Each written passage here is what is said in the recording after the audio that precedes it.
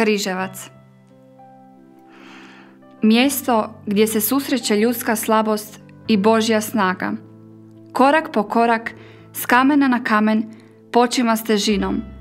Ne onom koju osjeća tijelo dok se penje na križevac, već s težinom u duši u kojoj se nosi sve sakupljeno tijekom našeg života. Pokreću se misli, molitve, vapaji. Osjeća se vlastita slabost i nemoć pod teretom kojeg nosimo u sebi, jer ga sami teško možemo riješiti.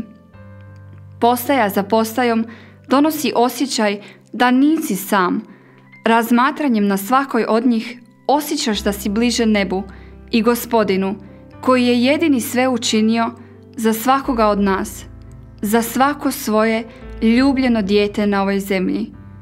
Ta spoznaja da u ovom nemirnom svijetu postoji mjesto gdje ćeš sigurno naći mir kojeg ovaj svijet ne poznaje, utočište koje ti je uvijek otvoreno, sigurnost pripadnosti u svakom trenutku svog postojanja dolazi kod bijelog križa, na vrhu križevca gdje duša osjeti otvorena vrata svog vječnog Oca koji nas je stvorio, njegov sin otkupio i Kristov duh ispunio kada nam je najteže.